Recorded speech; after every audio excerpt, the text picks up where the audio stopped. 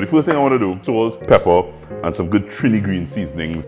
So I have some ginger and Lee Kum Kee's minced garlic. Good old teriyaki sauce from Lee Kum Kee. I'm using this entire bottle. A tablespoon of oyster sauce. Folding all that goodness. I want to take the heat off, just allow it to cool, brush over the meat. Flipping, important. I just want to slide this in a greased dish and bake for 20 minutes. Take it out of the oven, give it a brush again, and then back in the oven for another 20 minutes. So I kind of just want to sprinkle some sesame seeds, sprinkle of good Lee Kum Kee sesame oil, and my final touch is some chives. Johanna. Is it time to eat? It is time to eat. Have a seat. Have a seat. Teriyaki, glazed, baked.